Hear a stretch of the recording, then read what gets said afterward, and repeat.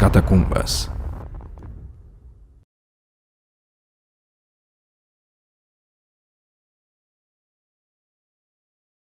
Fala pessoal, tudo bem? É um prazer a gente estar aqui com o Padre Wander novamente, dessa vez numa catacumba maravilhosa, né? A casa nova aqui do Padre nos recebeu, a gente agradece imensamente, Padre Wander, a hospitalidade, um cafezinho maravilhoso.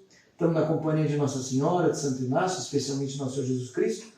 E antes de passar a palavra para o Padre Wander, nessa nossa empreitada de formiguinhas da fé, né? E vocês vão entender esse conceito, lembrar que eu estou aqui com a companhia de sempre do Caio e do Eduardo. O trio está aqui, tudo bom, Caio? Tudo bem, graças a Deus. Mais uma vez a honra é pouco, né? Mais uma vez uma graça de estar com o Padre Wander, que é sempre um espetáculo. Fala aí, Eduardo. É isso mesmo. Boa noite a todos. Estar com o Padre Wander é sempre uma grande bênção. E vamos fazer um bom programa para contribuir. É isso.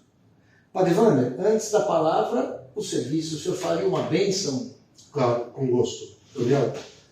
Então, que possamos servir ao reinado de Nossa Rainha Santíssima. Começamos com Ave Maria, já do Ades.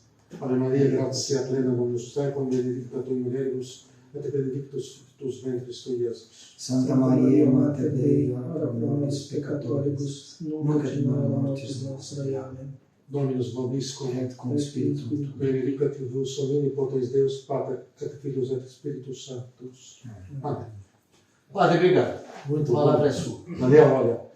Enfim, retomando as gravações desse tempo aí do apostolado desse trabalho de formiguinha, que você vai explicar um pouco para nós. Eu acredito que o cuidado das almas, que passa pela via cética da oração e da penitência com claríssima primazia, mas não pode sofrer aí do descuido, do empadecimento de não termos doutrina. Temos que ter doutrina.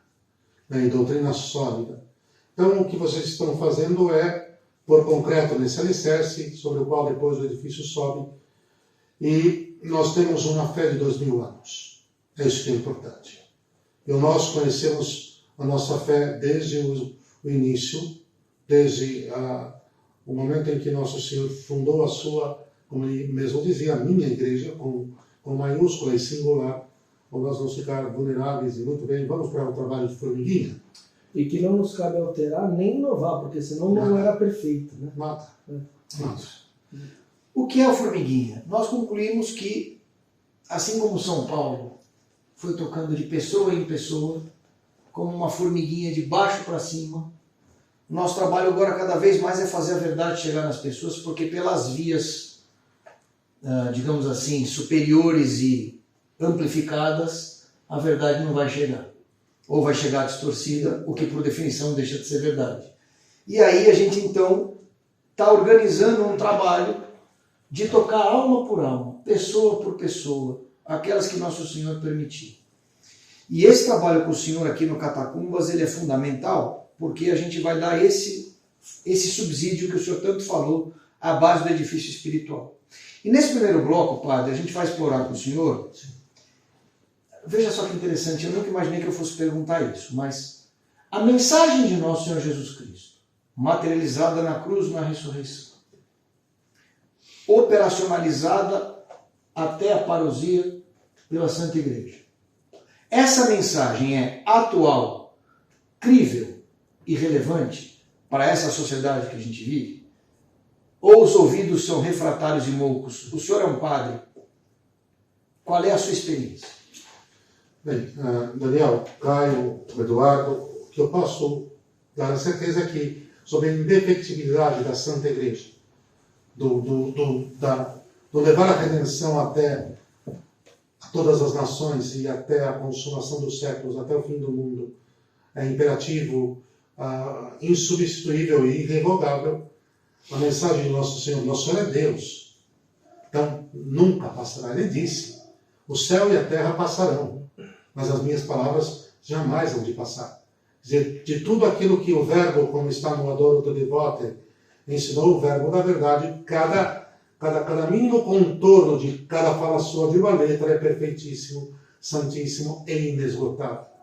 Portanto, tudo que possamos ouvir daquilo que Nosso Senhor ensinou e ensina porque ele está vivo, ensina através da tradição, e depois chegaremos a algumas derivantes que precisamos compreender melhor. A tradição que é tutelária da Sagrada Escritura e a tutelária do Magistério.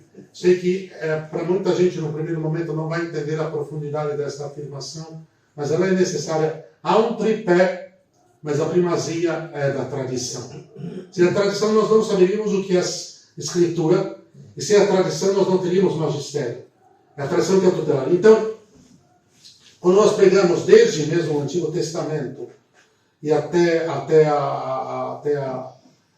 vamos dizer, as soteriologias universais que existem por aí, as doutrinas salvíficas, a primazia de Nosso Senhor, a incomparabilidade, a perfeição, e tudo isso se dá por todos os fatores que se possa pensar. Desde o mais forte de todos, que Caio, eu creio mesmo, Daniel, Caio, o Eduardo, que é a sua ressurreição. O ápice é a morte na cruz. Na cruz ele penhorou toda a vitória. Tudo. Né? Você utiliza aí a expressão grega, né? Tetelestai. Bom, agora, a ressurreição, só ele é ressurreto. Nenhuma outra doutrina soteriologista tem na sua fundação alguém que passou pela morte e ressuscitou, alguém que fez o volume de milagres que ele fez em potestade própria, alguém que fundou uma instituição, sim, que perdura 2000 anos e que vai até o fim do mundo. Então, assim, primeiramente nós temos que dizer, nada se compara, nada a Nosso Senhor. Quando nós vamos nos aproximando da sua figura divina e humana, é encantador, e ela sufoca, ela põe luz e ela afoga toda a mentira das outras soteriologias que são falsas. Todas. Você pode pegar a soteriologia, agora eu vou falar o nome, viu? Muçulmana, islâmica, ela se afunda prontamente. Você pode pegar a doutrina salvífica, a soteriologia budista, confucionista, você pode pegar eu não vou nem falar do protestantismo, que essa é uma corrupção de péssima índole, do pior grau, propriamente dito, da revelação cristã. Aí outra coisa. Outra coisa, acidentalmente, porque na essência são todas, né, daquele pai da mentira, são todas criações daquele pai da mentira. Agora, o que acontece é o seguinte, para além dos frutos, quer dizer, nada pode negar, nada, e isso é o que mais dói no paganismo.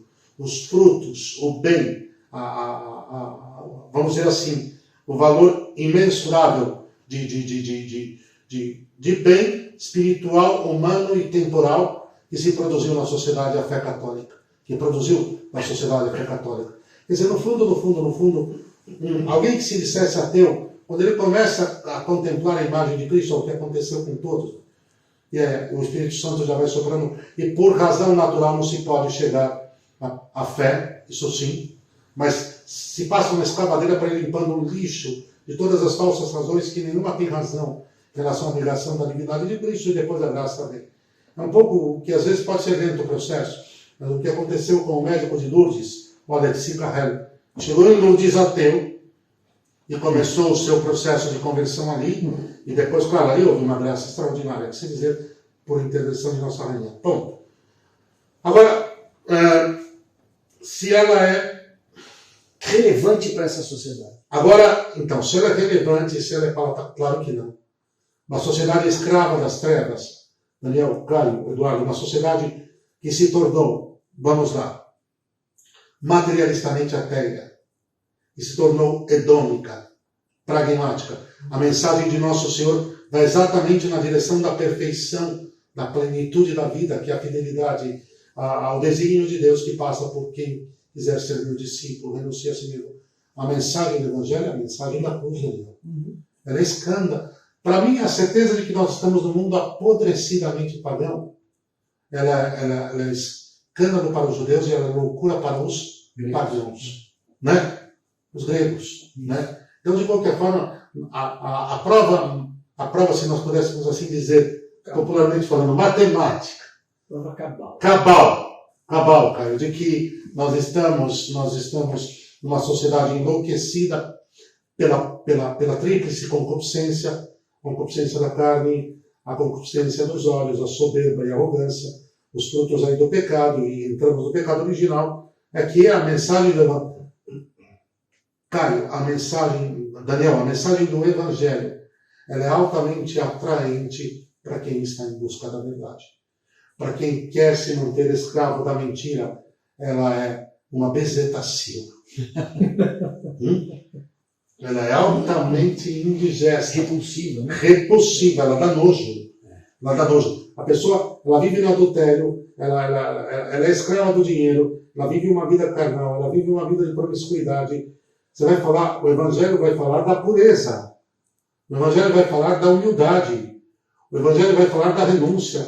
O Evangelho vai falar da cruz. Quando nós pegamos uma menina de 7 anos, que alcançada por uma ciência infusa, que foi o que ela teve, propiciada pela mediação única de Nossa Senhora, com onipotência suplicante. E no momento em que ela tem uma ciência infusa do céu, do inferno, da alma, da graça, da penitência, do estrago do pecado, da ação do demônio, sobre todas essas verdades eternas, sobre o mistério de Deus, ela teve uma ciência infusa do tamanho do mundo. No dia 13 de julho de 1917, essa menina de 7 anos se tornou um leão. Um leão. Ela tinha 7... Daniel, Caio, ela morreu com o lado aberto. Quero sofrer. Você não quer parar, filha? Não, eu aguento mais. Não, eu quero por amor de Deus. Eu quero salvar mais almas. Então, assim, para esta sociedade diluída, eu não é que aprecie a obra porque não aprecio, mas o senhor Sigmund Bauer não fala da sociedade líquida, né? Eu acho que não, é um pouco de modinha, muito bem. Em algumas coisas ele terá razão, como em tudo, se consegue aferir alguma coisa, mas assim, nós temos uma sociedade, Daniel, Caio, Eduardo, nós temos uma sociedade que está minguada, uma sociedade que está diluída, uma sociedade que está refém das trevas. Nós temos uma sociedade que está muito mais a caminho do anticristo do que do Filho de Deus, feito homem, ou Cristo de Deus. Então, tudo isso nesse momento é que, muito bem, há uma repulsa tão própria quanto de um tecido. Vamos dar exemplos para não ficar abstrato demais, né, Daniel? Né, Caio? Um tecido que está putrefado, onde se percebe que os vermes já o estão comendo, ou que a ação dos micro-organismos já tomou uma proporção tal que vai ter que ser cortado aquele pedaço de carne que já putrefou, já não é possível se fazer a restauração daquele tecido. Essa é a sociedade. E o tecido é a maioria. Sumária maioria. Uma outra imagem, cara. O câncer tomou conta do corpo. Metástase. Né? Não tem como. Metástase. Não tem volta. Vai ter que ter quimioterapia. O senhor citou o Zygmunt Bauman, não está pensando o seguinte, ele fala de sociedade líquida. Bauman. Falei Bauer. Ele fala de sociedade líquida. Confundi com o grande abade, Benedict Bauman. Né? Bauman. Ele fala de sociedade líquida e Cristo fala da rocha. A pedra angular, é o oposto. Né? Tremenda diferença, exatamente isso. Né? O reino sólido e eterno e indestrutível de nosso rei, esse é o Jesus Cristo. E que não é um reino gnóstico, não, hein, espiritualista. Não é um reino para depois. Outra coisa é isso, viu, Daniel? Um reino para agora. E aí o líquido... Para nós não nos... Perdão, Eduardo, para nós não nos confundirmos. Que não tem nada a ver com o paraíso imanentista que os materialistas marxistas querem fazer. É outra coisa. É a luz do mundo iluminando o mundo. Tirando o mundo das trevas. Eduardo, por favor. Não, e o líquido toma forma de qualquer coisa. Do quadrado, do quadrado, tudo se adaptando, né? Tudo. Eu estou me segurando para me fazer uma pergunta. Vamos lá, pai. Estamos na hora. Mas o senhor usou algumas palavras que me chamam, uma palavra em específico que me chamou a atenção. Escravidão. Sim. E aí eu me pergunto, o escravo era aquele que não tinha opção nem vontade. Ele era de fato um refém. As pessoas de hoje estão indo para fora por livre e espontânea vontade. Sim. Portanto, a vontade das pessoas de fugirem de Deus, de Cristo, é esta vontade que eu não consigo parar de me... Caio, é que É o existe dono, é o dono. Dolo. É o dono. Ele é advogado, ele vem com dó. Eu tenho isso porque as pessoas trabalham exercendo a vontade. Sim. E não dá para a pessoa falar que não conhece, porque se é feita a imagem e semelhança, ela tem um resquício da verdade dentro dela. Ela não descobre a verdade, ela identifica a verdade. Então, quando a verdade se aparece, ela identifica, ela não descobre. E neste ponto eu penso, não dá para você falar que a pessoa não age com dolo quando ela fala, não quero o Senhor, eu quero outra coisa. Sim, sem dúvida. Sim. Cara, mas aqui, veja, quando eu falo escravidão, não é sobre a ausência de consciência sobre pôr-se em estado de escravidão. É o livremente querer ser escravo. Ela escolhe ser escravo. Isso, pronto. Ela escolhe ser escravo. Ela escolhe ser escravo. Eu tenho uma dor, Ela dor, escolhe ser escravo. ele sabe. Ela diz entre viver essa pureza, entre viver essa humildade, entre viver essa mansidão, entre viver esse autoescondimento e autoesquecimento. Eu prefiro, eu escolho ser orgulhosa, eu escolho ser promíscua, eu escolho ser ávala, eu escolho ser rancorosa, eu escolho. Agora, o que acontece, isso sim, o próprio Santo Afonso Maria de Ligório, o doutor moral, ele vai colocar uma coisa aqui, isso vale a pena ressaltar, Caio. Talvez o maior moralista do século XX vai resgatar isso aqui, que foi mesmo o padre, o C.V. Pinkers. O senhor acha que foi ele? Eu acho que foi ele também. De qualquer forma, acho que foi ele. Acho que ele ainda foi o último fôlego antes da morte do... Se não foi o maior, foi um dos maiores. Eu admiro e confio no C.V. Eu li que Pinkers. os grandes cavaleiros, os últimos 4, foram o Padre Pio, cada um na sua, né? Padre Pio, o Fulton-Sheen, o Garrigou Lagrange. Lagrange e o C.V. Pinkers. E, aliás, o Lagrange e o Pinkers eram dominicanos. Foi o último sopro, né? Foi o último sopro. E eu juntaria ainda... Na época de Congar, né? Na época de Congar. Eu juntaria a esses 4, ou especificamente aos outros 2 dominicanos, um terceiro, né? Que é o Royo Marinho. Né? O Antônio Royo Marinho. O que eu tenho para mim? O Santo Afonso coloca isso e o Pinkers, ele coloca muito bem. Cara, é só isso. Há um grau de defecção da consciência que chega a um determinado momento que você não consegue mais perceber o quanto ela capta de mal ou não nas suas decisões. Isso sim, cara. Isso sim. Há um grau de arrefecimento. Posto claramente. Mas se chega nesse ponto, foi por culpa da pessoa, que Sim, da pessoa, de qualquer forma. Não é isso. Não, de qualquer forma. Não dúvida alguma. Isso aí não. E o livro é muito bom, sabe, Forrest? Antes de começar esse bloco, a gente estava tendo um papo aqui sobre demonologia. Eu estava falando do padre Chad Ripperger e do padre Carlos Martins. E uma coisa interessante que eu me lembrei é que tem uma frase ótima, que a maior ódio do demônio é que ele é escravo de si próprio. E aí o padre Chad Ripperger estava dizendo que as pessoas que têm ódio de si mesmas emulam a figura dos demônios, porque as coisas que eles mais odeiam são a si mesmos, porque eles não conseguem aceitar a ideia de ter perdido o que eles eram. Então, acho que tem essa história, mas o demônio chegou nessa posição por dolo, porque a decisão do demônio está fora do tempo e espaço. Então, quando ele toma uma decisão, ela não tem volta. Por isso que não tem como ele refazer a decisão dele como a gente tem, porque a gente está no Cronos. O demônio está fora do tempo e espaço, os anjos, né? Nós aprendemos. Exatamente. É isso. Ele é sobresciente. Nós aprendemos até com os próprios erros, né, cara? Sim. E ele não. É isso. Ele foi ciência infusa sumária. Exato. Em total imediata. Então, quando ele tomou a decisão não tem volta. Exatamente.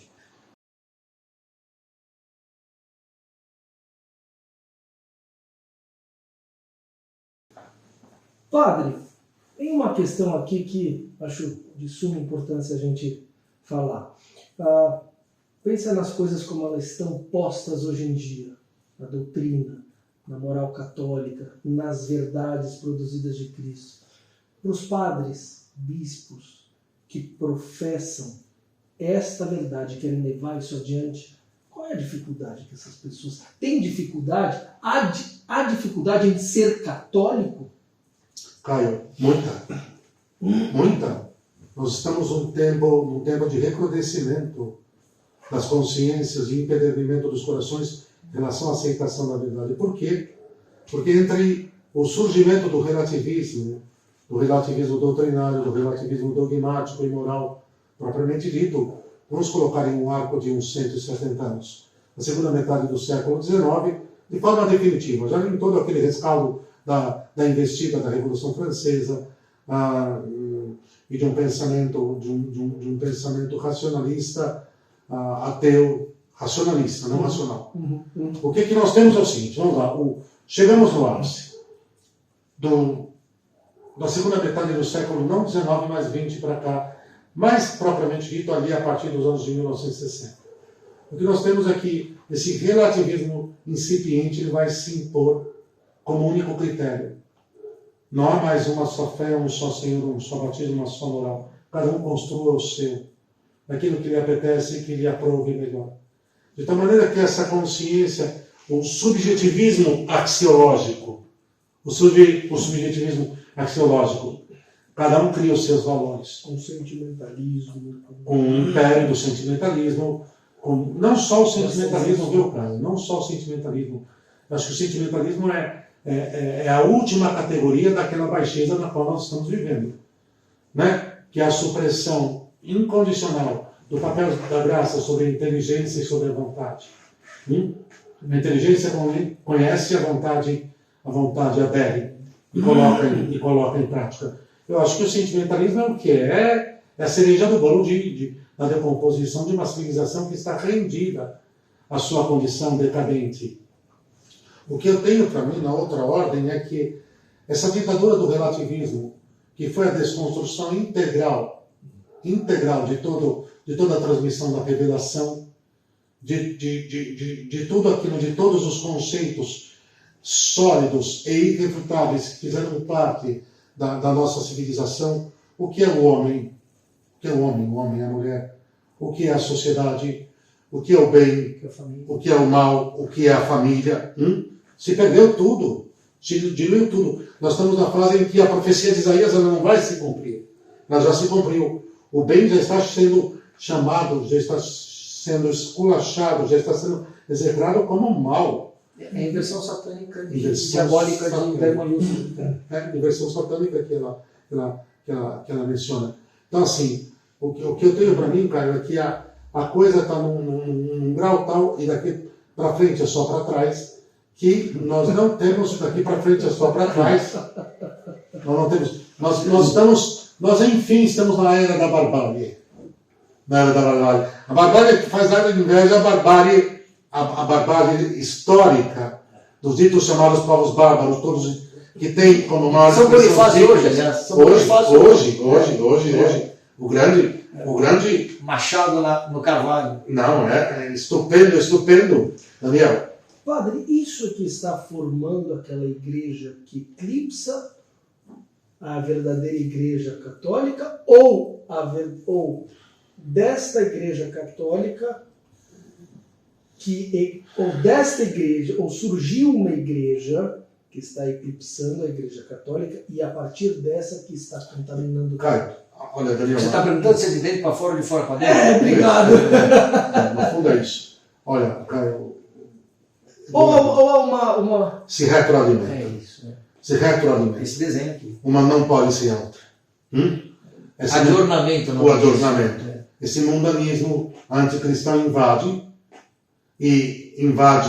e toma conta, e ao mesmo tempo que toma conta, essa igreja invadida e tomada de assalto, ela favorece que esse mundanismo ele se assevere, ele se alastre, ele se expanda com maior eficácia, com maior força do que antes ainda.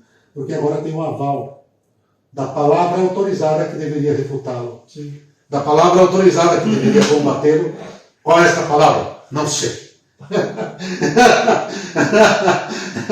Quem tem inteligência espiritual aprenda a contar o número da besta, que é o número do nome de um homem, né? E o seu número é 666. Me desculpem, além disso aqui eu não vou. Eu sei. Além disso aqui eu não vou, não? O que acontece é que se retroalimentam, pai. Entendi. E eu encontro muita dificuldade quando eu vou conversar com as pessoas. Não raras vezes acontece de eu brecar. porque a verdade católica causa problema. Sim. E Divide. não raras vezes... Mas eu não vim trazer. Eu vim trazer a guerra. Eu não vim trazer. Né? Eu não vim trazer a melação. Sim. Eu vim trazer esse sentimentalismo. Eu não vim trazer... Apesar de como dos anos 60 vai ter umas certas partes do Evangelho que não estão mais nas missas, né? Não se lê mais. Sumiram. Acabou. De fato... Acabou. Escatologia pessoal, particular. Os novíssimos morreram. Condenação aos judeus. Penitência. Não, sem dúvida. Bom, a oração universal da Sexta-feira Santa que eu diga. Oxi. Os colocam no mesmo nível que Não, nós. acima. Acima? Acima. Eu pensava até agora que fosse no mesmo nível. Ouve com calma lá. Sim. De fato, é uma igreja que eclipsa a igreja. Né? Então. Há uma coisa que eclipsa a igreja católica. Uma coisa que eclipsa a Igreja É Católica. que chamam de igreja católica. Sim. E que, olha, tem um sacerdote que eu vi uma conferência sua há muitos anos atrás. E há muito que eu não tinha contato, e há pouco tempo atrás eu tive contato com uma outra afirmação sua. Daniel, podemos não concordar com tudo o que ele diz, mas é um homem extremamente reto e de fé católica. Chama-se Padre Linus, como o Papa. Só que aí em latim, Linus mesmo, não Lino. Linus. Linus Clovis. Não conheço. Padre Linus Clovis. Ele disse, com uma sabedoria, que eu preciso aprender. Eu preciso aprender com essa gente. Ele disse com uma sabedoria assim, essa sim, do Espírito Santo, o Espírito Santo mesmo, autêntico. Autêntico. Não é o Espírito. Não é o chinês. Não é o Espírito. Porque agora a palavra santo sumiu. O Espírito Santo. A palavra santo sumiu. É só o Espírito agora. Tem que ter o Espírito, né? É o Espírito do Deus da surpresa. Esse autêntico. Ele me chega e fala assim, com uma sabedoria, Daniel. Ele fala assim, olha, está crescendo dentro da Igreja Católica e tomando conta já de toda a sua infraestrutura alguma coisa que eu não sei dizer o que é, mas que certamente não é a Igreja Católica. Espetacular. E pelo princípio, pelo princípio da não contradição, uma coisa que não é, não pode ser o que não é. Não pode ser o que não é. Duas coisas opostas não podem ser. O princípio é ter sido excluído. Depende. Exato. Eu achei ele de uma sabedoria. Ele deu um recado sem se estourar. Não, ele está corretíssimo. Né? Ele deu um recado sem estourar. Eu não sei dizer o que é. Mas certamente não é a Igreja Católica. Eu queria trazer um dado para emendar e passar a bola para o Caio e para o Eduardo, para a gente fechar esse bloco, que é o seguinte. Foi anunciado no Concílio Vaticano II o novo Pentecostes. Uma coisa que me impressiona muito é a definição de um ser humano ou de um conjunto de pessoas sobre um novo Pentecostes. Então eu decidi que agora temos um novo Pentecostes na data 22 de fevereiro de 1962.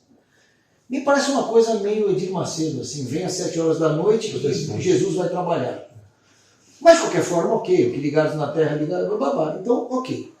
Só que o novo Pentecostes, eu como católico, fui formado com a proibição de julgar a árvore, mas com a obrigação de avaliar os frutos. Então, eu tenho alguns dados aqui, que a gente pode, é muito fácil buscar. Na época do Vaticano II, acima de 85%, 90% do Brasil era católico, hoje é menos de 50%. Na época do Vaticano II, a Europa era majoritariamente católica. Hoje, os 4 bastiões católicos, França, Portugal, Espanha e Itália, já não são mais majoritariamente católicos. Quando eu falo católico, aqui nesse caso, vivendo a fé católica. Isso. Na França, hoje, menos 50% dos jovens se diz acreditar, se diz cristão, menos 50%. E 1/3 já não acreditam mais em Deus. Nos Estados Unidos... Ou ateus ou agnósticos, isso, né? Nos Estados Unidos, 78% dos que se afirmam católicos não acreditam na presença real na Eucaristia. Acham que é um pãozinho protestante. Fora, número de missionários caindo, de ordenações caindo, de seminaristas caindo. Nós temos hoje a venda de igrejas estourando em todos os lugares, porque não tem missa, as missas vazias, as pessoas não voltam. E para fechar, o número de casamentos caindo, de batismos caindo, de pessoas que ficam casadas, porque não adianta só casar, ficar casada. Ou seja, o número de divórcios explodindo. O que significa que a árvore do novo Pentecostes não produziu os frutos esperados. Então vamos presumir a boa intenção, a caridade, de que tenha sido um esforço positivo. Na melhor das hipóteses, o resultado do esforço positivo foi um fracasso total. Catastrófico.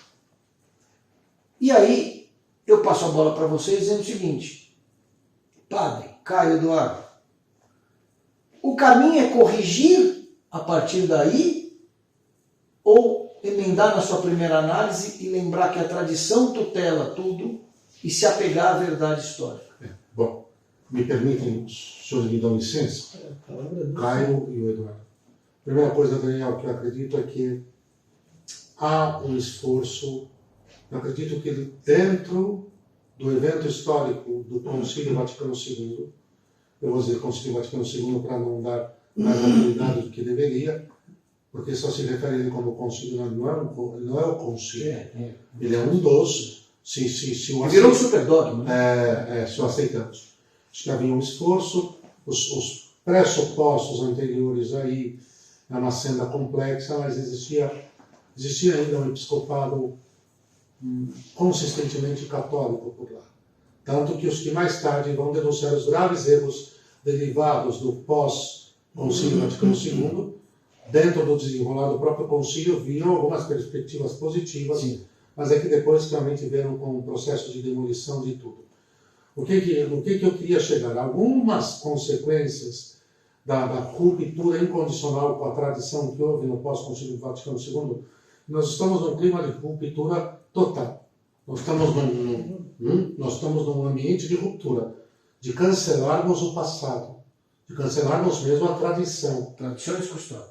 De destruirmos a nossa história, de varrermos a nossa história. Que é uma das consequências que você capta rapidamente, aí você pode até comentar um pouco. O magisterialismo. Nós temos um vício chamado magisterialismo, que é querer falar o tempo inteiro e de tudo e não se reter dentro das linhas da infalibilidade, daquilo que versa, sobre o que versa a sua autoridade. Se fala muito, se fala sem precisão, quando não se fala bobagem, errado, besteiras, heresias. Mas mesmo nos documentos mais, vamos dizer assim, mais bem intencionados, porque qual que é, me permitam dizer isso, qual que é o erro que nós temos aqui? É as pessoas pensarem que o magistério é a união hipostática entre o que os bispos falam e o Espírito Santo. Para com isso. Para com isso. Isso é magisterialismo. E aí você pega os documentos antigos que em 5 páginas definiam a verdade, excomungavam quem se tinha que excomungar, faziam todos os anátemas e não diziam, ponto final, é isso. Agora, aí que você pega um documento de 120 páginas, ele passa o tempo inteiro se desculpando por afirmar o que ele vai afirmar nas últimas 5 páginas. Que ele afirma de forma ambígua. E que ele afirma de forma ambígua. Mas se desculpando, Daniel, né? Falou, eu não gostaria, não quereria, não seria o caso, mas eu vou precisar lá no final dizer isso aqui, mas eu não vou falar ainda com todos os caracteres e com todas as clarezas, mas me desculpem, eu não quero me desfazer de ninguém. Aí depois de 115 páginas, nas últimas 5 páginas, que ninguém chegou às últimas 5, aí ali se fala alguma coisa próxima à verdade. Aí isso se dá o nome de vício de magisterialismo. E todo o documental pós-conciliar, ele é altamente magisterialista, e agora num determinado momento, olha, eu vou ser muito claro para vocês, tá? Grandes sacerdotes que estão fazendo um trabalho formativo aí fora, têm também tocado nesse ponto. Nesse determinado momento específico, a confusão de uma proporção tal que se fala de tudo e sobre tudo e se fala sem nenhuma autoridade, é uma coisa tão caótica, tão vexatória, que realmente é um desgosto e faz muito bem que nos mantenhamos à distância. Já extrapolou o magisterialismo, inclusive. Se eu falo magisterialismo, Daniel, eu falo em relação a Paulo VI, João Paulo II e Bento XVI. Aí sim, os 3 escreveram muito, escreveram demais. E papel molhado. Ao fim e ao cabo, tudo se tornou papel molhado. E mais nada do que papel molhado. Quantos dos católicos leram 3 encíclicas de cada um desses comandos pontífices? Quantos? E perceba, né? E quando você tem uma encíclica que vai no gol, como a Humane Vitae, ou como a Sumorum Pontificum, ela ainda acaba virando objeto de ódio, né? Não, e aqui entre nós, por incrível que pareça, eu vou falar uma coisa que agora talvez cause escândalo, Daniel, Caio, porque, Eduardo, pertence ao patrimônio dos impossíveis. Não, Daniel, talvez vai causar escândalo. Por incrível que pareça, não me perguntem como nem porquê, mas os 2 ou 3 documentos mais fiéis à tradição de todo esse patrimônio vieram de Paulo VI. Sabia. É um milagre. Qual Paulo? Vieram de Paulo VI, Daniel, mas é impressionante. É isso que você vê que é um milagre. Aí você tem um milagre. O documento dele mais importante é a frase: a fumaça do... Não, e a Humane Vitae. E a Sacerdotalis Celibatus. Eu estou brincando aqui, mas queria dizer o seguinte. Caio, Daniel, há um ódio profundo pela Sacerdotalis Celibatus, há um ódio profundo por ela quando não se deu. Mas o que nós estávamos centrando é que, sob a perspectiva desse novo Pentecostes, bom, nós tínhamos, na história da Igreja, 3/4 do ano litúrgico vivido sob a égide do Espírito Santo, as semanas pós-Pentecostes. Nós tínhamos uma oitava de Pentecostes, as 3 grandes festas, Natal, Páscoa e Pentecostes. Nós tínhamos uma oitava de Pentecostes, depois eram semanas pós-Pentecostes, para dizer que agora é o tempo de se gerar os santos. Era só para deixar muito claro. E o Pentecostes é no altar, é no santo sacrifício. É ali que se derrama o Espírito Santo. É ali. E aí o que nós, ao fim e ao cabo, o que nós temos? Que a maior gama, o maior volume de santos da história, de primeira grandeza, de primeiro grau, foram gerados de 1960 para trás, Daniel, durante o tempo da grandiosa liturgia de São Pio V. Vamos chamar lá assim para ficar mais fácil as coisas. Estou me sentindo ofendido. Né? João 23 é depois, Paulo VI é depois, João Paulo I é depois. Pois vamos aqui. Eu vou usar uma expressão que os espanhóis, que não me quita el pelo que já tenho pouco.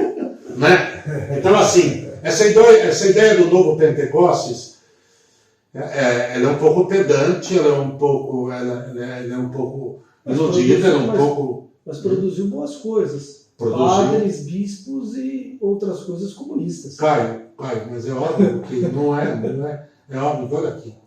Em 1955, no Congresso Eucarístico Nacional, se não me engano, nós éramos 97% no Brasil. Não tem jeito, quer dizer, foi a fumaça de Satanás mesmo. E por essa pecha, esse selo de um novo Pentecostes. Mas, peraí, é tão arrogante, é tão iludido. É dizer que durante 19... Porque, no fundo, a desconstrução altamente... É a mesma tentação de Lutero. O Espírito Santo ficou calado 15 séculos e falou para mim. É isso que ia dizer. É dizer que você se antecipou. Não é isso que ia dizer. É dizer que as coisas não é isso que ia dizer. Perfeitas, elas precisam ser refeitas. Não, porque no fundo, qual que é a ideia dele? Ou refundadas. Não, no fundo, Caio, Daniel, qual que é a afirmação mentirosa e escrupulosa deles? Que com Constantino, o Espírito Santo desapareceu, ele foi embora, e ele vai voltar 16 séculos depois no Concílio Vaticano II. A ideia é essa.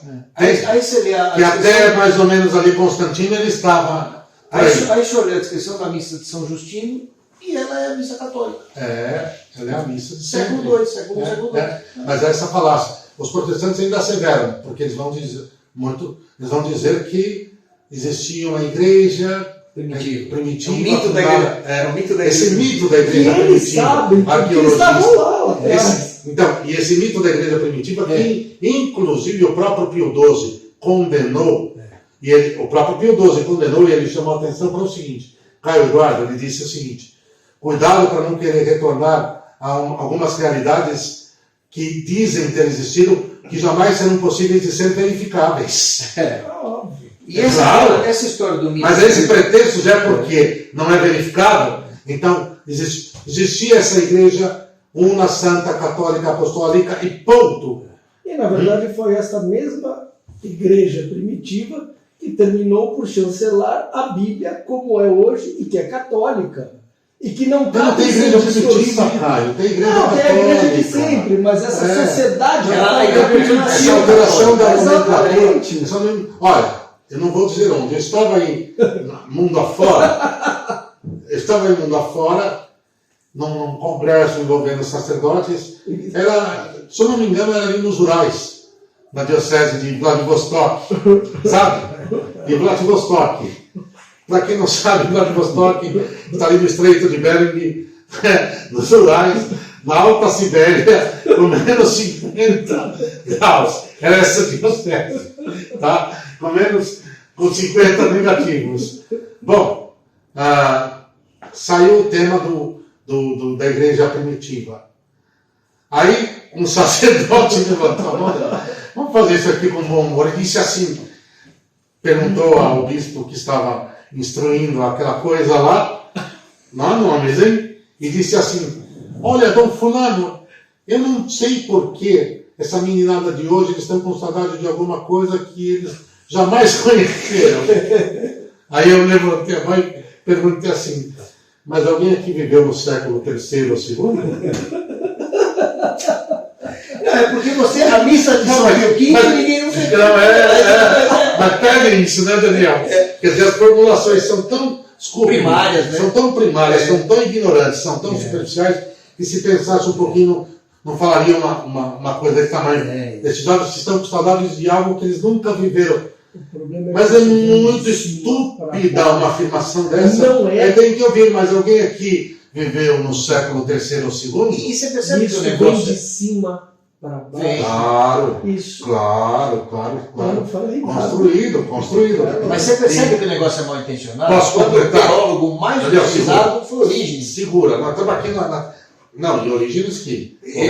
O líder Olha, dos comunhões da história da igreja. Mas aqui, aí eu perguntei para o dito bom bispo, eu perguntei, o senhor me perdoa?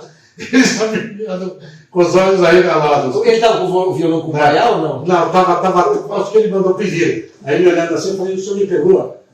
O senhor consegue me definir? Quem é que estabelece qual é o critério do que? E eu olhando assim, o senhor consegue me dizer quem é que estabelece o critério do que é saudosismo e do que é retorno às nossas raízes? E aí? Quem é que me estabelece o critério? Quem é que dita qual é o critério do que é saudosismo e do que é o retorno às O raízes? que definiu, me definiu. O senhor consegue dizer qual é o critério e quem define, Caio? Aí ele respondeu assim, alguém disse que você tem uma doença nostálgica. Aí começou a devagar. Não, que o entusiasmo, que o fervor, que esse afervoramento do quê? Afervoramento do quê? Viramos evangélicos. O afervoramento, claro, Daniel. O afervoramento da perda de 50% dos batizados para o mundo protestante. É isso? Ou para o mundo mesmo, nem protestante. Ou para o mundo mesmo. Né? Bom, mas é que ao fim e ao cabo... Ou pode ser que tenha uma inversão ali. É melhor perder para o mundo, deixa para lá. Então, essa realidade, essa trampa, como dizem na Espanha, Daniel, essa armadilha, Caio, Eduardo, da igreja primitiva, que é sobre isto que eles versam esse novo Pentecostes. Ou seja, o Vaticano II nos colocou de volta à igreja primitiva. Só tinha 12 pessoas. Não é, Daniel? Mas é isso. Nos colocou. Parem de fazer piada. Olha os seminários lotados. Olha as famílias católicas. Olha as famílias com muitos filhos. Olha a frequência no sacramento da penitência. Olha o ordenamento do mundo que se tinha. As novelas, os filmes, todo mundo. Né? Tudo espelha essa verdade. Tudo, Daniel. Agora, como é que se opõe a essa inundação de pentecostalismo dentro da igreja? Só um remédio. Qual é, Daniel? Retorno à tradição. Só um remédio. Só um remédio. Não tem outro. Não tente combater isso de outra forma. Com meias medidas. Só um remédio. Voltando à tradição. Mas até entrando talvez no bloco 3, a desconstrução chegou num nível, a gente tem conversado muito sobre isso, é muito difícil por meios humanos, obviamente que Deus opera através das pessoas, mas de você reconstruir. E porque até o terceiro bloco a gente vai perguntar justamente quem são esses inimigos, como eles agem. Porque eu tenho uma imagem que eu formulo, uma imagem bem infantil. Bloco, né? Não, agora são os inimigos da fé. Como é que eles operam? Né? Para bloquear que a mensagem não chegue. Porque entra muito no dolo, né? Nessa parte. Porque as pessoas não querem ouvir também, mas é por aí. Né? Porque se ouvir, vai ter um problema para resolver. Vai ter que tomar uma atitude. Porque eu costumo colocar uma figura bem infantil, assim, imaginando aqueles desenhos animais, você tem uma arranha-céu, aquele monte de arranha-céu que construíram, e no meio dos arranha-céu tem uma casinha que ficou perdida ali, isso é o que sobrou. No último bloco, eu vou trabalhar assim, aí a gente coloca um pouco sobre os remédios. Mas que já tem um preâmbulo aqui, no fundo é o retorno à tradição. Mas vamos identificar um pouco quem são os inimigos. Isso.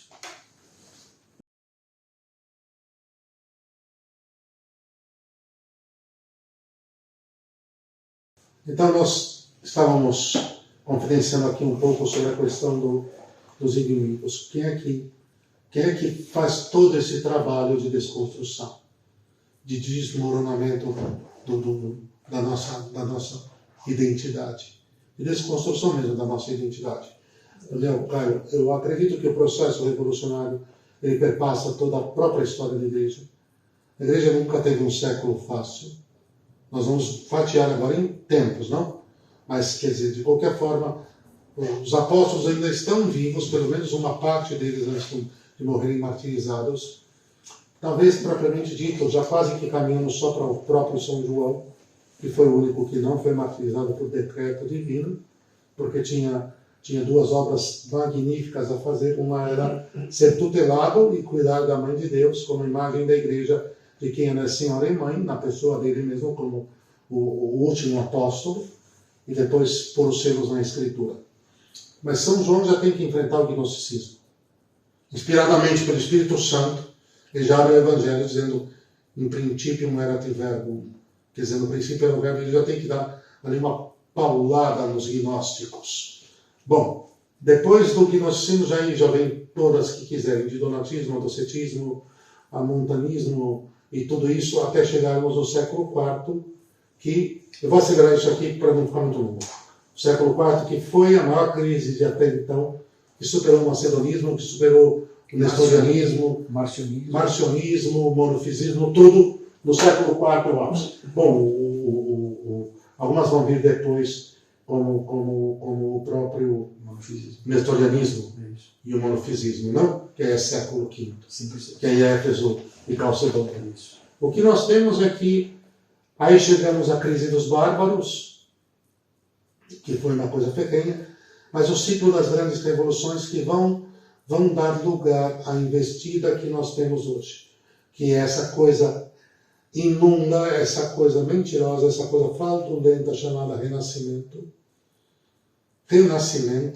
e foi o início da decomposição da civilização católica, a retomada de toda a enxurrada de mitos pagãos, de paganismo, vamos dizer assim, de uma literatura pró-vício, pró-mundana, pró-baixeza, que reaparece com tudo os mitos, me foge agora, eróticos, os mitos eróticos, Daniel, vindo com força máxima, uma enxurrada de mitos eróticos. Bom, essa coisa fraudulenta e mentirosa levantada por Satanás vai preparar, para mim, a maior de todas as portas do inferno, que é o protestantismo. Não há dúvida. A maior de todas as portas do trabalho inferno. Perfeito do Né? Porque é um falso cristianismo. É o demônio falando. Transformando Cristo numa potestade. Pronto. Exatamente, Lani. Aí, muito bem, o protestantismo vai ser a grande marca de avanço da revolução, de avanço da obra do demônio para destruir a obra de Deus no tempo e na história, porque a Deus ele não pode, no tempo e na história, eu estou dizendo. Porque saiu do tempo da história, ele não tem o que fazer. Já está condenado. Né? Ele não tem o que fazer no tempo e na história. E aí, tudo bem, tudo mal, se prepara a Revolução Francesa, que vai ser a parábola argumentativa para tudo o que vier depois. E na derivativa da Revolução Francesa, nós vamos ter o abandono integral da nossa tradição daí para frente, e nós vamos ter os ataques revolucionários. O iluminismo, o darwinismo, vem tudo. Né? De tudo. É isso, Daniel, o hegelianismo. Né? Nem pense em Marx, aquilo era um estúpido. Né? Você quer pensar em alguém sofisticado, elaborado, você tem que pensar em Hegel. Né? Kant. Esse era inteligente. O pai do relativismo é Kant. Kant. Aí as crises. Eu acho que, Daniel, estou com cor de gênero no grau, mas dá para voltar até um pouco. Acho que a coisa vai começar mesmo com Descartes. Não é Descartes. Não, é Descartes, né? Aí você tem Descartes. Pense logo existe, não, irmão. Porque você existe, você tem a faculdade e a capacidade de pensar. É o contrário. Descartes. A crise metafísica que ele impõe vai começar. O cartesianismo é a ruína, mas já tudo. A crítica da causa de David Hume, quer dizer, você começa a ter um monte de. Tudo. Aí você pega esse caldeirão todo, né, revolucionário, e que vai, a partir da migração desse pensamento revolucionário da França, com o assumir de controle da parte dos pensadores alemães, Caio,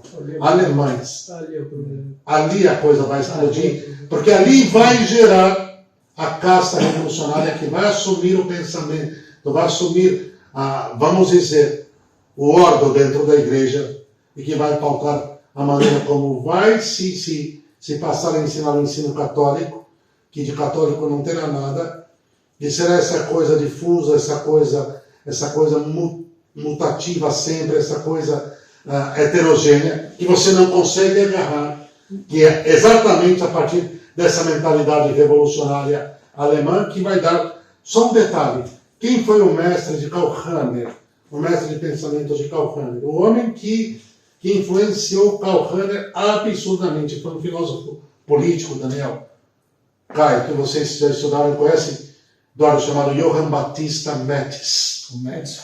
Tá? Influenciou absurdamente Karl Rahner. O Metz era um filhote da tradição de Hegel. Ele era um protestante. Né? Da tradição de não, e aquela coisa, o processo dialético. Né? O processo dialético hegeliano por excelência, que é, assim, definitivo. A mutação material da história. É sempre. O movimento atual é uma tese. A ponto de se permitir um teatro de Chardin dentro do seio da igreja. Vamos fazer uma diferença aqui, então. Mas o Chardin era o relativismo do dogma e tudo mais. Não, mas o Chardin era o exemplo máximo da mentalidade hegeliana levada às últimas consequências. Ocultista. Mas todos eles eram esotéricos. O que eu pensava é o seguinte: vamos aqui chegarmos ao extremo. A Igreja Católica é a tese. A antítese para essa tese é a Igreja Protestante. A síntese é o Vaticano II. A síntese é a nova religião. Uma coisa que eu não sei. Entende? Caio. Você sabe que eu acho que esse raciocínio estava certo até uns 3 anos atrás, só que agora acho que ela largou. A antítese não é mais nem protestantismo, a antítese é qualquer coisa. Tá certo. Acho que ela largou agora. Mas é dialético, então. Exato, você não começou assim, exato. Daniel, por ser exatamente como e a ideia é que seja assim, você não consegue agarrar. Exato. Onde é que eles fazem a passagem, a mudança de um processo para o outro? Você tenta agarrar, mas ele já dilui. Voltamos à sociedade líquida, do Bauman, né? A sociedade líquida do Bauman. Vai mudando. É um vírus. Sim. Uma coisa que eu tenho pensado, e ainda não cheguei à conclusão, porque eu não terminei de estudar a fundo. Vamos lá. Com relação às heresias, as heresias primeiras, elas eram honestas. porque elas tendiam a buscar compreender os mistérios, compreender os dogmas, caíam em erro. Mas veja, era um esforço de tentar explicar uma verdade. Tanto que a pessoa, olha, você está errado, se desfaz. Num determinado momento, a busca deixou, a heresia deixou de ser uma tentativa de encontrar as causas, encontrar as coisas, e passou a ser, eu quero que tudo vá para o inferno, e passou a Destruir. Combater a verdade. combater a verdade. Num determinado momento, eu não sei se eu estou errado. Não, você já respondeu. Um grande erro no princípio já é o adágio tomista latino. Será uma monstruosidade no fim. Lá atrás você ainda tinha, veja, os... Caio, é que não, Sinceridade na busca. Não sei é que os se eu 8 estou errado. primeiros séculos, foi os 8 primeiros séculos foi onde Até o iconoclasmo, né? os 8 primeiros séculos foi onde toda a doutrina católica ela foi desenvolvida Isso, ela foi, e consolidada. isso, onde ela foi Se vocês questionada. perceberem bem, depois do século VIII, Daniel, nós não temos mais nada. Tanto é que São Tomás de Aquino se sente Síntese. Essa palavra é confortável, bonita. entre aspas, para fechar. Ele pega tudo o que foi dito antes dele e ele faz o mais belo, o Chama mais... Suma. Ele cita Santo Agostinho 5.000 Tanto é vezes. que os doutores pós-São Tomás são menos doutrinários e mais místicos, mais espirituais, Não, mais morais. É que o cânon, a lista de argumentação sobre o dogma, sobre a revelação, Se esgota. o que nós temos são os 8 primeiros séculos, e aí 8 séculos de gigantes, os 7 concílios, e aqui, Caio, foram cristológicos. Caio, a batalha em torno da encarnação do Filho de Deus, a serpente não aliviou. Mesmo nesse inicinho, eu concordo com você no argumento, mas eu acho que tem uma variante sim, que é o fato de que não. Mesmo esses homens, eles estavam ilustrados pelo espírito imundo. Mas não era na busca, numa tentativa sincera de tentar explicar, porque, por exemplo, a união hipostática era uma tentativa de tentar explicar como é que isso acontecia. Ário, vamos lá? Vamos. Ário foi pau mandado de Constantino. E acusam de ter fundado a Igreja Católica. Você vê que tão louco. Constantino que queria ser equiparado ao nível de Nosso Senhor. E um dos filhos dele foi um perseguidor. O perseguidor ferrenho da Santa de Igreja. Santo Atanásio. Né? Da Santa Igreja.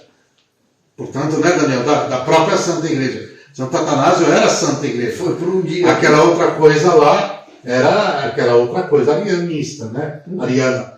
Então, Caio, o que eu tenho comigo claramente é que em todo o herege está o germe do anticristo. Tá. Em todo herege está E olhando, o germe e do perceba, anticristo. tem Né? alguns que já têm a gênese, mais ou menos o caso de Lutero, que era logo no começo ali, começa com coisas concretamente corretas, Lutero ali nos primeiros 10 minutos, você começa a dar razão para ele. E depois descamba. Mas você tem alguns que são perdas, que eu sinto como perdas. Quer ver 3 exemplos? Tertuliano, Eusébio de Cesareia e Orígenes. São 3 enormes perdas, que a gente cita até o Tertuliano, especialmente. Aí cabe. A gente cita Tertuliano até hoje. Não, e mesmo Orígenes. Orígenes tem algumas afirmações que são de uma beleza assim. E como é que esse cara cai na apocatástase? Então, mas o que acontece, Daniel? De qualquer forma, um pequeno erro no princípio tende a uma monstruosidade. Tertuliano terminou montanista. Claro, né? Não tem como. O que eu queria remontar aqui, só um detalhe. Para mim, Lutero é um caso à parte de todos eles. Lutero foi o servo de Satanás por excelência. Nas 95 teses de Wittenberg, não sei se é na 26 ou na 27, Daniel, peguem lá, ele nega a divindade de Cristo. Não sei exatamente, mas vou checar. Ele nega a divindade de Cristo. O homem foi um psicopata demoníaco do mais alto grau. Beberrão, mulherengo, uma coisa doentia. Agora, de qualquer maneira, eu acho que o nível da infiltração ela vai acontecendo. Vamos lá, Caio, para retomarmos aqui, Daniel. E nós temos na segunda metade do século XX, todas as afluentes revolucionárias se juntando e chegamos ao ápice do ataque. Eu acho que tudo que foi preparado anteriormente por todas as correntes ideológicas, por todas as heresias, São Pio X deu conta de barrar isso. Ele segurou com o cajado forte de Supremo Pastor da Grey do Senhor. Mas Pio XI já perdeu a rédea totalmente. Ele foi Pio XI, Daniel. Pio XI já se perdeu. Pio XI conseguiu um Papa tremendo, excelente. Mas Pio XI já... Vamos com calma. Olha, Pio XI já conseguiu trair os cristeiros. Já entregou os cristeiros de bandeja para a maçonaria no México, para o governo de Ilhas Caras. Vamos lá. Tá, que nós estejamos no ápice agora, mas tão pouco. O primeiro escândalo meu foi o Paulo VI, hein? Agora eu vou fazer o segundo escândalo, Daniel. E é fato, não tem como negar. Não dá para pôr na conta do atual processo, vou usar o termo processo. Não dá, Não dá, feito, Daniel. ele é feito. Isso eu sou assim embaixo. Não é? Esquece. Ele é é marca de perfeito, tempo mínimo, esquece. Sem dúvida nenhuma. Né? Não vem pôr na conta do atual processo como se tudo tivesse vindo até aqui numa perfeição, num arco de... Nós não vivemos uma disrupção. É um processo lento, evolutivo e cozido. Exatamente.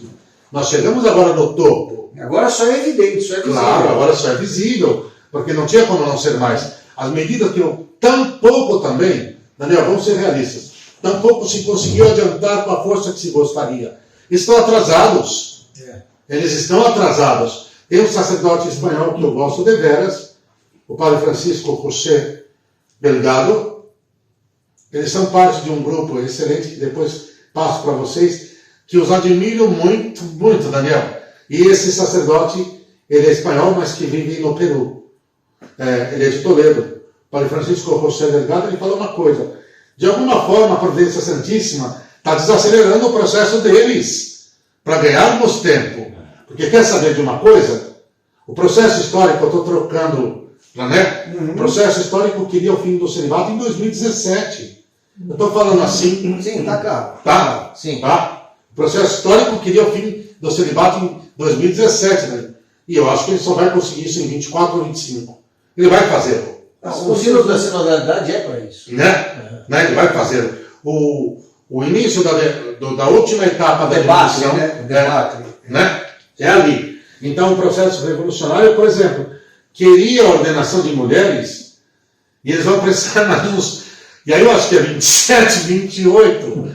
Quer dizer, eles perderam um time, mas isso é o quê? Isso é a Providência Santíssima. Leigo transubstanciado. Leigo transubstanciado. Então, de qualquer forma, Daniel, acho que as nossas orações e as nossas penitências desaceleram o processo. A graça divina atua para ganharmos algum tempo. Para acordar, né? As forças humanas anticatólicas estão sendo brecadas pelo braço de Deus. Pelo braço de Deus. Por mediação de Nossa Senhora. De Nossa Senhora. Dela. O amor da minha vida. Ela. Viu? Por falar nisso, eu estava lembrando do que eu queria falar. Eu vou aproveitar isso aqui, isso não tem nada a ver, mas leio. O documento do Monsenhor Viganò, de 15 dias atrás, sim, onde ele fala uma coisa que já ouvi. Tão linda e tão resolutiva. Ele diz o seguinte: a perda da tradição, eu vou falar com as minhas palavras aqui, a perda da tradição desconfigura Cristo. Cristo fica a imagem e semelhança de qualquer um.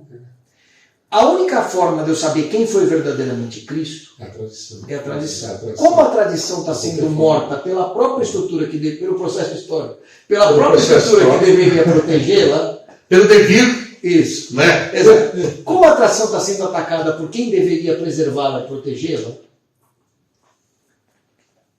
então não dá mais para. Olha, presta atenção nisso com a maturidade. Não dá mais para confiar em Cristo como elemento unitivo. Porque Cristo se tornou qualquer coisa. Na concepção deles. Não, no mundo. Cada um, exato.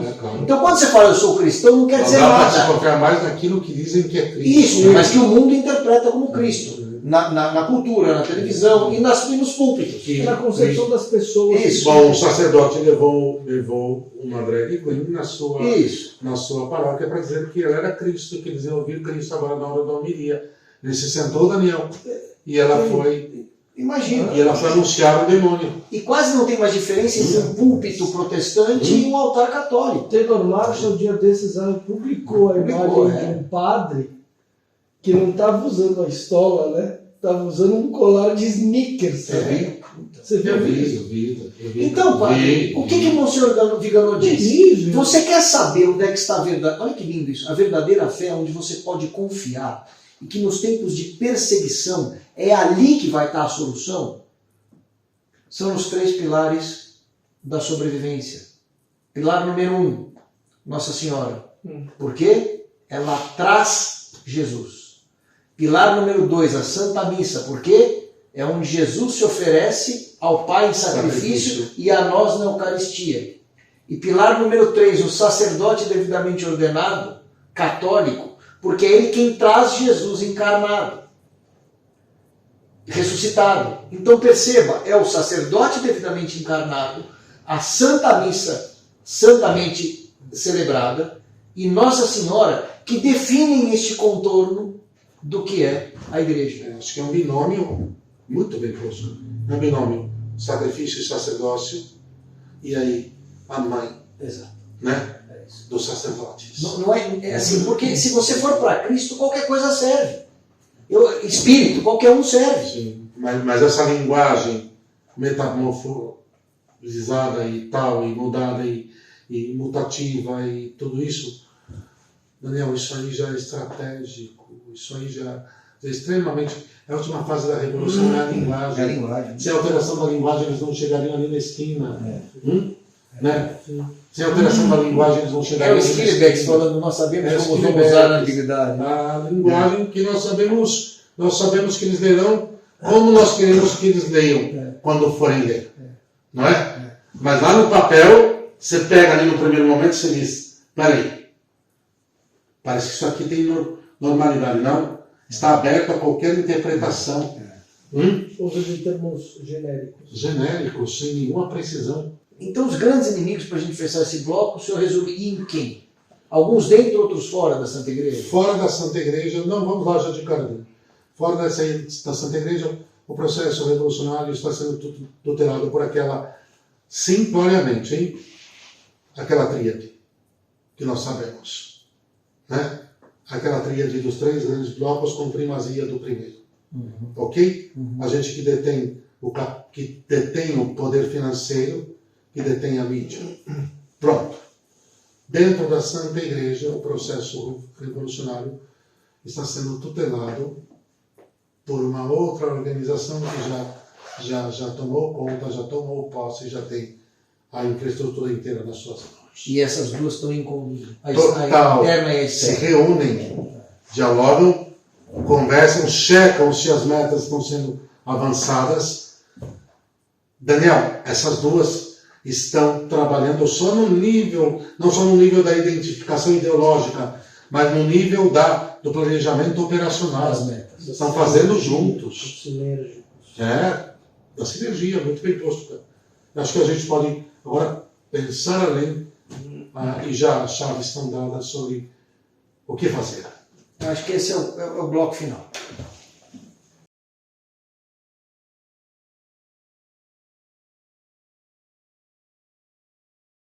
Terminamos um bloco de piada interna aqui, voltando. Padre, o senhor lançou a bola aí para o último bloco. O que fazer? Quais são as soluções? Como católicos devem enfrentar essa situação? A primeira coisa é que nós precisamos retomar, já aproveitando a sua imagem aqui, esse gigante que foi Santo Inácio de Loyola, para usarmos da sua máxima que dizia: coloque todos os meios, todos, para a maior glória de Deus, para servir a causa das almas, operando como se tudo dependesse de vocês. E rezem sabendo que tudo, enfim, ao cabo, dependerá da graça, dependerá da providência santíssima. Então vocês vão por todos os meios. E nós já vamos agora colocar esses meios. Mas sabendo que São Pio V disse isso, quando o homem que tomou o seu lugar à frente do Santo Ofício, tomou no sentido não de ter se empossado, mas foi posto por ele à frente do Santo Ofício no seu lugar. Chegou a ele e disse: Santo Padre, como é que nós vamos pegar a lepra do protestantismo? Ele diz: nós não vamos conseguir nada se não for por 2 meios. Pelo testemunho heróico daquilo que nós acreditamos, por uma ação direta sobre o coração de Deus. A vida sobrenatural e o combate apostólico. Sertilângios, né? 7 anos. É isso mesmo. Bom, Daniel, então o que nós temos? Primeira coisa, temos que obedecer Nossa Senhora. Temos que pôr o rosário, temos que pôr a penitência, temos que pôr a vida sacramental com força máxima. Sem os meios sobrenaturais não tem vitória. Ponto. Materialismo não resolve nada. Nada. Senão nós vamos para o imanentismo de novo. Né? Eu tenho para mim, aí vem o segundo ponto, que está na hora de criarmos os meios. O máximo possível, alastrarmos, tomarmos de assalto, de formação, de doutrina católica desde os dias dos Santos Apóstolos. Na internet e presencial. Então, criem quantas páginas forem precisas, criem quantos sites for preciso. Vão para as plataformas que ainda conseguimos permanecer por lá até o momento em que formos todos caçados. A própria internet vai cair, mas criem centros de estudo. Criem centros de estudo. Criem associações civis, associações culturais. Daniel, esta é a figura que deve agora ser posta em prática. Centros católicos e associações culturais. Ponto. Quem tem inteligência para entender, entenda. Quem tem inteligência para entender, entenda. Então, o que favorecerá? Que nós rezemos e façamos muita penitência, obedecendo Nossa Senhora, e que nós façamos um apostolado incessante, como colocou o Santo Inácio de Loyola. Já aproveitando aqui, agora com uma certeza, Daniel, o processo ordinário não vai reverter. Não. Pai, então o senhor está nos mandando, também nos desanimando. Não! Nós vamos para a guerra, para o fronte. Mas sabendo que nós vamos desacelerar o efeito revolucionário. Mas agora é só até a intervenção sobrenatural de Nossa Rainha. Pela via ordinária, não tem volta, viu? Não tem volta, nós não temos volta. Já está apodrecido demais. E pela primeira vez, depois de 1.700 anos, nós temos uma sociedade majoritariamente anticristã. Depois de 1.700 anos, nós chegamos ao mundo anticatólico. O máximo possível de resgate. Não, de almas, é isso. Exato. No fundo é tudo. No dizer de um pensador, de um grande homem do nosso tempo, que eu protejo o seu nome, nós não conseguimos frear a revolução, mas nós conseguimos apodrecê-la. E o efeito disso é salvar o máximo de O almas. máximo de almas. Não vai se restaurar. Então, o indicador de vitória não é a restauração da Santa Igreja, porque isso é uma obra somente divina. Só uma obra de O indicador de vitória é o volume de almas que de você almas que consegue nós salvar. amamos. Exato. Ponto. Tirar do erro e trazer Ponto. É isso. Ponto. Né? Porque agora a vitória. É ingênua a ideia de tentar restaurar a Santa Igreja. Não, esqueçam. Né? Agora quem for por aí vai quebrar a cara, vai terminar desiludido. Agora nós estamos na hora em que nós vamos lançar as redes, nós vamos preparar a arca para o momento em que o máximo possível estar dentro da arca, Daniel. E Talvez como Moisés, o nem máximo entraremos em possível. Canaã. O máximo possível estar dentro da arca. Não tem volta. Não, já está apodrecido. Não tem como. Olha o que nós vamos fazer. Parem. Olha interna e externamente.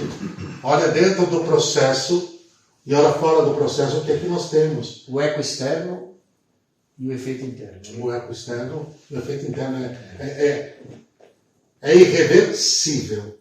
O que é que nós podemos? Por os meios ganhar o máximo de almas e esperar a intervenção do alto, e vai ser terrível. Vai ser pesado. E oração, permanecer em mim. Oração, penitência, reparação. Rosário, Eucaristia, penitência, reparação. E vamos lá, vamos dar doutrina.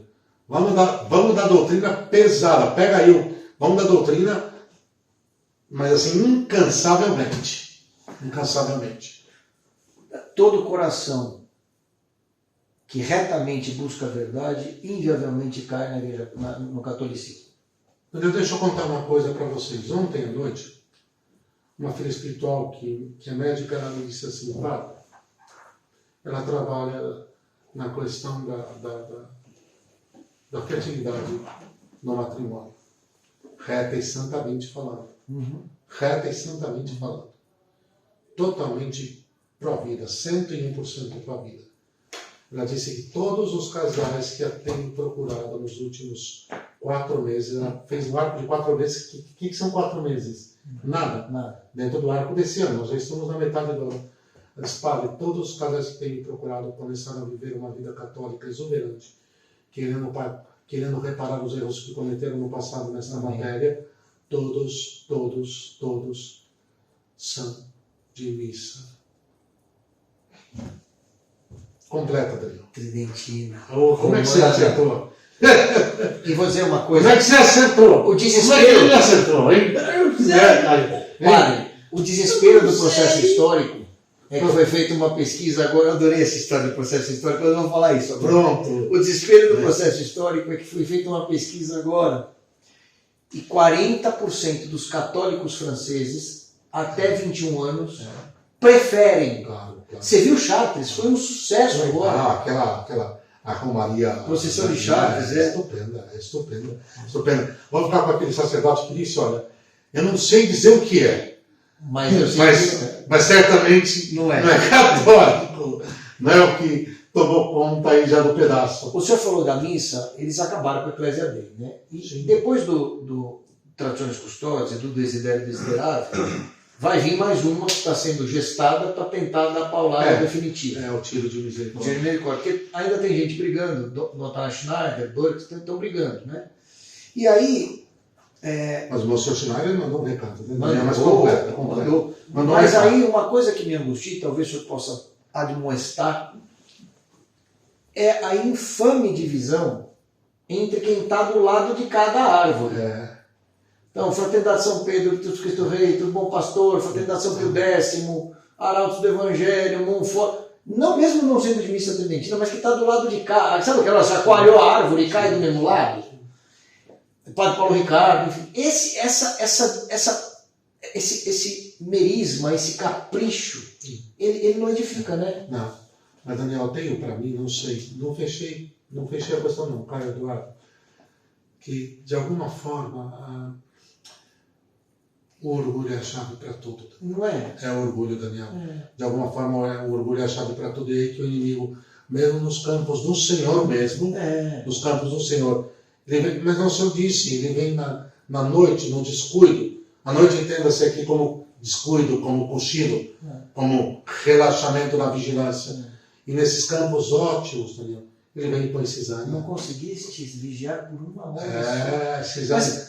E Daniel, e olha, talvez nesse momento o reino dividido não pode rezar pela unidade entre esses. Essa é a minha angústia. Que nós não fiquemos exatamente nesse lado, nos matando e nos pegando. Exato. Porque já tem quem quer nos matar.